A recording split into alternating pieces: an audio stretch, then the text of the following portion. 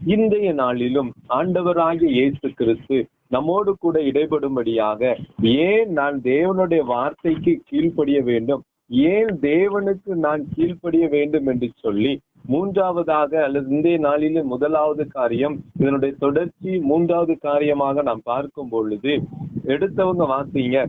உபாகமம் 7வது அதிகாரம் 8வது வசனத்தை எடுத்தவங்க வாசிங்க. உபாகமம் 7வது அதிகாரம் 8வது வசனம். கர்த்தர் உங்களில் அன்பு கூர்ந்ததினாலும் உங்கள் பிதாக்களுக்கு இட்ட ஆணையை காக்க வேண்டும் என்பதினாலும் கர்த்தர் பலத்த கையினால் உங்களை புறப்பட பண்ணி அடிமைத்தன வீடாகிய எகிப்து நின்றும் அதன் ராஜாவான பார்வோனின் கை நின்றும் உங்களை மீட்டுக் கொண்டார். இப்போ மூன்றாவது, ஏன் நான் ஆண்டவருக்கு கீழ்ப்படிய வேண்டும், ஏன் நான் தேவனுடைய சத்தத்துக்கு நான் கீழ்ப்படிய வேண்டும் என்று சொல்லி வார்த்தையின் மூலமாய் நாம் அறிந்து கொள்ளும் பொழுது, கர்த்தர் உங்களில் அன்பு கூர்ந்ததினாலும் உங்கள் பிதாக்களுக்கு இட்ட ஆணையை காக்க வேண்டும் என்பதினாலும் கர்த்தர் பலத்த கையினால் உங்களை புறப்பட பண்ணி அடிமைத்தன வீடாகிய எகிப்து நின்றும் அதன் ராஜாவான பார்வோனின் கையினின்றும் உங்களை மீட்டு கொண்டார். இப்போ இன்றைய நாளில் முதல் காரியமாக ஆண்டவராகிய இயேசு கிறிஸ்துவுக்கு நான் ஏன் கீழ்ப்படியணுங்கும் பொழுது, நான் வாசித்த வேத வசனத்தின் அடிப்படையில பார்க்கும் பொழுது, பாவ அடிமைத்தன வாழ்விலிருந்து நம்மை மீட்டதினால நாம் அவருக்கு கீழ்ப்படிய வேண்டும். நான் இதுவரைக்கும் ஆண்டவர் இன்னைக்கு நம்முடைய வாழ்வை ஒப்பிட்டு பார்க்கும் பொழுது நான் எந்த அளவுக்கு என் வாழ்க்கை இருந்திருக்கிறது. இன்னைக்கு நான் எகிப்து எப்படி இஸ்ரவேல் ஜனங்கள் எகிப்துல அடிமையாய் இருந்த அவர்களை ஆண்டவர் சந்தித்து அவரை மீட்டு அவர்களுக்கு கானான் தேசத்தை கொடுத்தார். அதே போலதான் இன்றைக்கும் நாமும் பாவ அடிமைத்தன வாழ்வில் இருந்த என்னை அவருடைய பரிசுத்த இரத்தத்தினால மீட்டு என்னை அவருடைய சொந்த ஜனமாய் மாற்றினதினால நான் அவருக்கு கீழ்ப்படியணும். புரியுதா உங்களுக்கு? ஆண்டோடைய வார்த்தை இவ்வளவு தெளிவாய் ஆண்டு நம்ம கற்றுக் கொடுக்கிறார். என்னை எகிப்தின் அடிமைத்தனத்திலிருந்தும் அந்த ராஜாவின் கைகளில் இருந்தும் நம்மளை மீட்டு கொண்டிருக்கிறான். ஆகவே நான் ஆண்டவருக்கு கீழ்ப்படிவேன். அதைத்தான் இன்னைக்கு ஆண்டவர் நம்முடைய வேத வசனத்தின் மூலமாக ஆண்டு தெளிவா கற்றுக் கொடுக்க. அதே போல அதே சங்கீதத்துல சங்கீதம் 106வது சங்கீதம் 10வது வசனத்தை வாசி. சங்கீதம் 106:10 வாசிங்க. பகைஞன் கைக்கு அவர்களை விலக்கி ரட்சித்து சத்துருவின் கைக்கு அவர்களை விலக்கி மீட்டார். பகைஞன் கைக்கு அவர்களை விலக்கி ரட்சித்து சத்துருவின் கைக்கு அவர்களை விலக்கி மீட்டார். நல்லா யோசிச்சு பார்க்கணும். இன்றைக்கும் ஆண்டவராகிய இயேசு கிறிஸ்து அவருடைய பரிசுத்த இரத்தத்தை சிந்தி சிலுவையின் மூலமாக என்னை மீட்காவிடில் நம்முடைய நிலைமை என்னன்னு கொஞ்சம் ஆராய்ந்து பார்க்கணும். நான் ஏன் ஆண்டவருக்கு கீழ்ப்படியணும்? ஆண்டவர் எனக்கு எங்க நன்மை செஞ்சிருக்கிறாரு, நான் எதுக்கு அவரை தேடணும் என்று சொல்லி இன்னைக்கு அநேகர் தன் வாழ்வில நன்மை எதிர்பார்க்கிற நன்மை கிடைக்கல என்று சொல்லி இன்றைக்கு குறை கூறி தங்களுக்கு கேடு உண்டாகத்தக்கதாக பின்வாங்கி போகிறவர்கள் உண்டு. ஆனால் நாம் கொஞ்சம் ஆராய்ந்து பார்க்க வேண்டும். அன்றைக்கு எனக்கு தேவன் என்னை மீட்கலன்னா, இந்த பாவத்திலிருந்து மீட்பதற்காக அவன் அந்த பூமிக்கு வரலன்னா என் நிலைமை என்ன? இத கொஞ்சம் ஆராய்ந்து சொல்லணும்னா, எகிப்திலிருந்து இஸ்ரேல் ஜனங்களை மீட்டு கானானுக்கு கொண்டு வரலன்னா அந்த இஸ்ரேல் ஜனங்களுடைய நிலைமை இன்னைக்கு என்னதான் இருக்கும்? கடைசி வரைக்கும் அடிமைத்தனம். ராஜாவுக்கு மீறி எதுவும் செய்ய முடியாது. இன்னைக்கு நாம அதே கண்டிஷன் தான். பாவத்திலிருந்து நம்மளை இன்னைக்கு ஆண்டவர் மீட்கலன்னா நான் பிசாசின் கையில அகப்பட்டு அவனிடத்திலிருந்து வேதனைப்பட்டு கொண்டுதான் நம்முடைய வாழ்க்கை இருந்து கொண்டு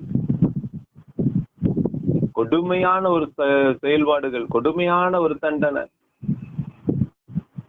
அப்படிப்பட்ட ஒரு பாடுகளுக்குள்ளாய் நாம் கடந்து செல்ல வேண்டிய நம்மை அவருடைய சரீரத்தினால தன்னுடைய இரத்தத்தினால ஆண்டவர் தன்னுடைய மேன்மையை விட்டு தாழ்மையாக தன்னை இந்த பூமியில ஒப்பு கொடுத்து இறங்கி வந்ததுனால இவ்வளவு பெரிய ஒரு வாய்ப்பை ஆண்டவர் நமக்கு கொடுத்திருக்கிறார். அதை நம்ம பெரிதாக நிறைய நேரத்துல எண்ணுவதில்லை. நம்முடைய நன்மைகளை, நம்முடைய எதிர்பார்ப்புகளை தான் இன்னைக்கு பெருசா எண்ணுகிறோம். ஆனா எவ்வளவு பெரிய நன்மையை செஞ்சிருக்கிறார் ஆண்டவர். எவ்வளவு பெரிதான நன்மையை வாழ்க்கையில ஆண்டவர் செய்திருக்கிறார். யோசித்து பார்க்கிறது இல்லையா?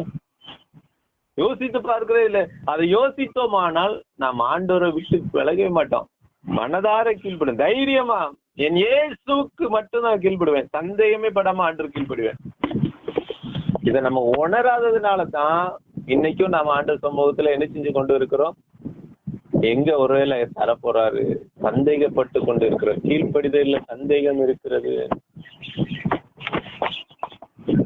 ஆண்டவர் என்னை அவருடைய பிள்ளையாக பரிசுத்த இரத்தத்தை சிந்தி பிள்ளையாக என்னை மீட்டு இருக்கிறாரே, ஆகவே நான் அவருக்கு கீழ்ப்படியணுங்கிற எத்தனை பேர் நம்ம தைரியமா சொல்லுகிறோம்? யார்கிட்ட நம்ம போய் இப்போ ஒரு எக்ஸாம்பிளுக்கு சொன்னா, இப்ப நீங்க ஏன் உங்க வீட்டுல இருக்கிறவங்களுக்கு நீ ஏன் கீழ்படுகிற அப்படின்னு கேட்டா, அவங்க சொன்னா ஏன் கீழ்படுகிறேன்னு கேட்டா வச்சுருவோம், அவங்க என்னை பெற்றவர்கள், என் தகப்பன், என் தாய், அதனால நான் கீழ்படுகிறேன்னு சொல்லுவோம். தகப்பனுக்கு கீழ்ப்படிவேன்னு சொல்றோம். அப்ப நம்மளை மீட்டு எடுத்த தகப்பனுக்கு நான் கீழ்ப்படியணும்ல, என்னை உண்டாக்கின தேவனுக்கு கீழ்ப்படியணும்ல. நான் பின்வாங்கி போய், நான் குழிக்குள்ள அமிழ்ந்து போய் இனி அவ்வளவுதான் என்று சொல்லி என் வாழ்க்கை முடிந்து போகும் என்று சொல்லி எண்ணத்தக்க அளவுக்கு என் வாழ்க்கை இருந்த என்னை அவர் மீட்டு அவருடைய பிள்ளையாக என்னை உருவாக்கி இருக்காரு. நான் அப்ப அவருக்கு கீழ்ப்படிஞ்சுதானே ஆகணும். அதே போல கலாத்தியர் 3ஆம் அதிகாரம் 13ஆம் வசனத்தை வாசிங்க. கலாத்தியர் 3ஆம் அதிகாரம் 13வது வசனம். மரத்திலே தூக்கப்பட்ட எவனும் சபிக்கப்பட்டவன் என்று எழுதியிருக்கிறபடி கிறிஸ்து நமக்காக சாபமாகி நியாயப்பிரமாணத்தின் சாபத்திற்கு நம்மை நீங்களாக்கி மீட்டுக் கொண்டார். மரத்திலே தூக்கப்பட்ட எவனும் சபிக்கப்பட்டவன் என்று எழுதியிருக்கிறபடி கிறிஸ்து நமக்காக சாபமாகி நியாயப்பிரமாணத்தின் சாபத்திற்கு நம்மை நீங்களாக்கி மீட்டுக் கொண்டார். எப்பா, இன்றைக்கு நான் எனக்காக ஆண்டவரா இயேசு கிறிஸ்து ரத்த சிந்தனைனால நான் இயேசுவின் பிள்ளைன்னு சொல்றேன். ஆனா அதற்கு முன்பதாக நான் யாரு, எப்படிப்பட்ட பிள்ளை? சாபத்தின் பிள்ளைகளா தான், சபிக்கப்பட்ட ஒரு மனித ஒரு வாழ்க்கையா தான் வாழ்ந்து கொண்டிருந்தோம். ஆனா அவர் மூலமா தான் ஆசீர்வதிக்கப்பட்ட அந்த அவருடைய பிள்ளைங்கிற ஒரு அங்கீகாரம் கிடைச்சிருக்கு. அந்த அங்கீகாரத்தை நினைவு கூறுகிறவர்கள் அவர்களுக்கு கீழ்ப்படிவார்கள். அதை அறிந்தவர்கள் ஆண்டவருக்கு கீழ்ப்படிவாங்க. இல்லைன்னா ஆண்டவருக்கு கீழ்ப்படி. ஏன் நான் கீழ்ப்படினா என்ன ஒரு மீட்டு இருக்கப்ப, இதுக்கு மேல என்ன வேணும்? அதுக்கு நல்ல உதாரணம் இஸ்ரேல் ஜனங்கள் தான். எகிப்துல அவங்க நினைத்த ஒண்ணுமே செய்ய முடியாது. ஆனா இவங்க கானானுக்குள்ள வரும் பொழுது அவங்க நினைத்து பார்க்காததே, இவ்வளவு காரியம் எனக்கு, இவ்வளவு நன்மை எனக்கு கிடைக்குமா? எதிர்பார்க்காத நன்மைகள் கிடைச்சது. இங்க எகிப்துல இருக்கும்போது நினைத்தது எதிர்பார்த்தது ஒண்ணும் கிடைக்காது. இங்க நினைச்சதுக்கு மேலாக நினைப்பதற்கும் வேண்டுவதற்கு அதிகமாச்சு. கானானுக்குள்ள வந்துட்டு அவங்க புதுசா ஒவ்வொன்றையும் ரெடி பண்ணல. அங்க ரெடியாவே எல்லாம் வச்சிருந்தார். பாலும் தேனும் ஓடுகிற தேசம். இன்னைக்கு நான் எந்த செலவும் மிஞ்சி என்னுடைய சரீரத்திலிருந்து ஒரு விலைக்கரையும் கொடுக்காம என் சரீரத்துல விலைக்கரையும் கொடுக்கக்கூடிய இந்த சூழ்நிலையில இயேசுவே விலைக்கரையும் கொடுத்து என்னை மீட்டு இருக்கிறாரு. எவ்வளவு ஒரு காரியம்! நான் ஆண்டவருக்கு கீழ்ப்படியருக்கு இன்னும் ஏன் நான் தயங்கணும்? இன்னும் ஏன் ஆண்டவருக்கு கீழ்ப்படிய தயங்குறேன்? இதை நீ ஆராய்ந்து பார்த்தாலே நம்மளால அதை ஜீரணிக்க முடியாது. அப்படிப்பட்ட ஒரு சூழ்நிலை. ஆண்டவர் எனக்காக இவ்வளவு காரியத்தை செஞ்சிருக்கீங்க, நான் உணர்வற்ற சூழ்நிலையில நான் இருக்கனே ஆண்டவரை. அப்படிதான் நாம கேட்க சொல்லுது. உங்களுடைய முழுமையா கீழ்ப்படிய நான் மறுக்கிறேனே ஆண்டவரை, என்ன மன்னிங்கன்னு தான் சொல்ல தோணுது. இது 2ஆம் அதிகாரம் 14வது வசனம். அது சொல்லப்பட்டிருக்கு பாருங்க. அவர் நம்மை சகல அக்கிரமங்களில் நின்று மீட்டு கொண்டு தமக்குரிய சொந்த ஜனமாகவும் நற்கிரிகளை செய்ய பக்தி வைராக்கியம் உள்ளவர்களாகவும் நம்மை சுத்திகரிக்கும்படி நமக்காக தம்மை தாமே ஒப்பு கொடுத்தார். நம்முடைய பாவத்திலிருந்து மீட்டு எடுத்திருக்கிறார. யோசித்து பாருங்க, எவ்வளவு பாவம் நம்ம செய்திருக்கிறோம். நியாயப்படி பார்த்தால் நாம் தண்டிக்கப்படக்கூடியவர்கள், சபிக்கப்படக்கூடியவர்கள், புறக்கணிக்கப்படக்கூடியவர்கள். இது எல்லாத்தையும் அவர் ஏற்றுக்கொண்டு நமக்கு இவ்வளவு பெரிய கிஃப்டா அவருடைய இரத்தத்தினால மிகப்பெரிய ஆசீர்வாதத்தை கொடுத்திருக்கிறாரு. நான் அவருக்கு ஏன் கீழ்ப்படியாமல் இருக்கிறேன்? இன்னைக்கு நமக்குள்ள தோணும், நான் ஏன் கீழ்ப்படுகிறேன், இன்னைக்கு ஏன் என்னால கீழ்ப்படிய முடியலன்னா நம்ம இதை ஆராய்ந்து பார்க்கல, இதை நம்ம நினைவு கூறுறது இல்ல. ஆண்டவர் எனக்காக இவ்வளவு பெரிய காரியத்தை செய்திருக்கிறாருங்கிறத நான் நினைச்சு பார்க்கல. ஒருவேளை பாவத்திற்கு தண்டனை உடனே கிடைச்சிருந்தா இன்னைக்கு நம்ம ஜீவனோடு கூட இருக்க முடியாது, இன்னைக்கு வாழ்வதற்கே முடியாது. ஒரே பயமும் கலக்கமும் துக்கமும் துன்பமுமான ஒரு வாழ்க்கை தான் ஓடிட்டு இருக்கோம். ஆனா ஆண்டவர் நமக்கு அப்படிப்பட்ட ஒரு காரியத்துல என் பிள்ளைகள் அகப்பட்டுறக்கூடாதுன்னு சொல்லி அவரே அதை ஏற்றுக்கொண்டு இவ்வளவு பெரிதான காரியத்தை எனக்கு அவர் கொடுத்திருக்கும் பொழுது நான் அவருக்கு கீழ்ப்படிய வேண்டும். அதே போல சங்கீதம் 55வது சங்கீதத்துல 18வது வசனத்தை வாசிங்க. சங்கீதம் 55:18. திரளான கூட்டமாய் கூடி என்னோடு எதிர்த்தார்கள். அவரோடு எனக்கு நேரிட்ட போரை நீக்கி என் ஆத்மாவை சமாதானத்துடன் மீட்டு விட்டார். அதுதான் ஆண்டவர். இது நமக்கு தெரியவே திரளான கூட்டமாய் கூடி என்னோடு எதிர்த்தார்கள், அவரோ எனக்கு நேரிட்ட போரை நீக்கி என் ஆத்மாவை சமாதானத்துடன் மீட்டு விட்டார். எனக்கு எந்த ஒரு பிரச்சனையும் கொடுக்காம அவர் மீட்டிட்டாருப்பா, அவ்வளவுதான். நான் பாவத்திலிருந்து வெளிவரது சத்துருவுக்கு பிடிக்கவே செய்யாது, பிசாசுக்கு பிடிக்கவே செய்யாது. அவனுக்கு எவ்வளவு எரிச்சல் இருக்கும் தெரியுமா? இவன் எப்படி எந்த ஒரு பாதிப்பு இல்லாம அவன் போறானேங்கும் போது அவனுக்கு கடுமையா இருக்கும். எப்படி பார்வோனுக்கு இஸ்ரேல் ஜனங்கள் சந்தோஷமா வெளியில போறதை கண்டா பார்வோனுக்கு பிடிச்சிருக்குமா, சந்தோஷமா இருந்திருக்குமா? அப்ப எவ்வளவு எரிச்சல் பட்டான் பார்வோன். கடைசி வரைக்கும் போராடுறான், கடைசி வரைக்கும் எப்படியாவது இஸ்ரேல் ஜனங்களை வீழ்த்திடணும், அழிச்சிடணும். இதே போல சத்ருவும் பிசாசும் என்னச்சுன்னா இவனை சுலபமா ஆண்டர், எந்த ஒரு ப்ராப்ளம் இல்லாம ஆண்டவங்களை தூக்கிட்டார. அப்ப இவங்க மேல நம்ம மேல எவ்வளவு ஒரு எரிச்சல் காட்டத்தோடு அவன் இருப்பான். என்ன மீட் இருக்காரு, எவ்வளவு சுலபமா ஆண்டர் மீட் இருக்கிறாரு. அப்ப என் கீழ்ப்படிதல் எப்படிப்பட்டதா இருக்கு, நான் எப்படி கீழ்ப்படியணும்? ஒரே ஒரு வசனத்தை வாசி நம்ம ஜெபிக்க போறோம். இந்த பாவ அடிமைத்தனத்திலிருந்து ஒருவன் மீட்கப்பட்டதை யார் ஒருவன் உணர்கிறானோ அவன் எப்படி செயல்படுவான் தெரியுமா? அவனுடைய நினைவு எப்படி இருக்கும் தெரியுமா? அவனுடைய வார்த்தை எப்படி இருக்கும் தெரியுமா? பாவ அடிமைத்தனத்திலிருந்து என்னை இயேசு மீட்டு இருக்கிறார், அவருக்கு நான் கீழ்ப்படிவேன் என்று சொல்லுகிறவர்களும் வாழுகிறவர்களும் என்ன செய்வார்கள் என்று சொன்னால், சங்கீதம் 73வது சங்கீதம் 25வது வசனத்தை வாசிங்க. சங்கீதம் 73:25. பரலோகத்தில் உம்மை இல்லாமல் எனக்கு யார் உண்டு, பூலோகத்தில் உம்மை தவிர எனக்கு வேற விருப்பமில்லை. அவ்வளவுதான். இதுதான் பாவ மன்னிப்பை இயேசு கிறிஸ்துவால யார் ஒருவர் பெற்றிருக்கிறானோ, இந்த பாவ மன்னிப்பை பெறுவதற்கு ஆண்டவர் எவ்வளவு பெரிய விலைக்கரையத்தை கொடுத்தார் என்பதை யார் ஒருவன் உணர்ந்திருக்கிறானோ, அவன் யார் ஒருவன் தேவனுக்கு உண்மை அதை உணர்ந்து யார் ஒருவன் ஆண்டவருக்கு கீழ்ப்படுகிறானோ அவன் நாவிலிருந்து வர்ற வார்த்தை இதுதான். பரலோகத்தில் உண்மை இல்லாமல் எனக்கு யார் உண்டு, பூலோகத்துல உண்மை தவிர எனக்கு வேற விருப்பம் இல்ல ஆண்டவர. உமக்கு கீழ்ப்படிதை விட எனக்கு வேற ஒண்ணுமே இல்ல ஆண்டவர. அதைத்தான் இன்னைக்கு ஆண்டவர் சொல்ல, இதை உணர்ந்தவர்கள் மீட்டதால், இதை உணர்ந்தவர்கள் தான் இதை சொல்ல முடியும். விளங்குதா விளங்கலையா? இதை உணர்ந்தவர்கள் தான் என்ன செய்வாங்க? கீழ்ப்படிவாங்க. இன்னைக்கு ஆண்டவர் சமூகத்துல நம்ம கீழ்ப்படிதாமா கொஞ்சம் யோசிச்சு பாருங்க. கீழ்ப்படுகிறேன் ஆனா எல்லாத்துலயும் நான் கீழ்ப்படியல அப்படின்னா நான் இதை உணரலன்னு அர்த்தம். எனக்கு அவர் விலைக்கரையன் கொடுத்துதான் என்னை மீட்டிருக்காருங்கிறத நான் என்ன செய்யல, அறியல. விலைக்கரையன் கொடுத்திருக்கிறார், இன்னைக்கு நம்ம அதை அறிந்திருக்கிறோமான்னு பார்க்கணும். விலைக்கரையன் கொடுத்து ஆண்டவர் என்னை மீட்டிருக்கிறாரு, நான் ஆண்டவருக்கு எந்த அளவுக்கு நான் கீழ்ப்படுகிறேன், மத்தவங்க எப்படி கீழ்ப்படுகிறாங்களோ இல்லையோ நான் எப்படி கீழ்ப்படுகிறேன், ஆண்டவர் என்னிடத்துல எதிர்பார்ப்பார்ல. ஒரு வசனத்தை கூட வாசிங்க. 1 கொரிந்தியர் 6ஆம் அதிகாரம் 20ஆம் வசனத்தை வாசிங்க. 1 கொரிந்தியர் 6:20. கிரயத்துக்கு கொல்லப்பட்டீர்களே, ஆகையால் தேவனுக்கு உடையவைகளாகிய உங்கள் சரீரத்தினாலும் உங்கள் ஆவினாலும் தேவனை மகிமைப்படுத்துங்கள். விளங்குதா? சும்மா மீட்கல புரிஞ்சு கொள்ளணும். ஆண்டவர் விலைக்கிரயம் கொடுத்திருக்கிறாரு. தன் ஜீவனைய, தன் சரீரத்தை, தன்னுடைய பரிசுத்த ரத்தத்தை எல்லாவற்றையும் விலைக்கிரயமா கொடுத்துட்டாரு. மொத்தத்துல நம்ம ஜீவனை மட்டும் சொல்றோம். ஆனா ஒவ்வொரு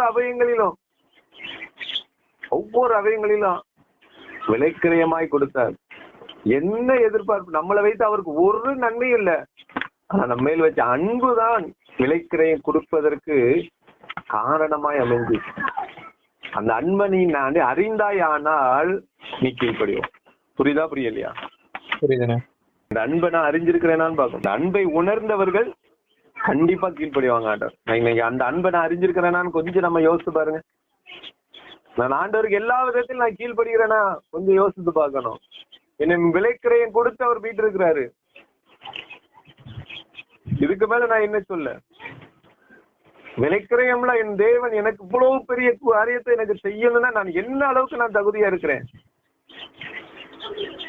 ஒரு தகுதியும் இல்லையே. ஆண்டவர் என்னை மீட்டு இருக்கிறாரே, அதை உணர்ந்து நான் ஆண்டவர் கீழ்ப்படியணும்.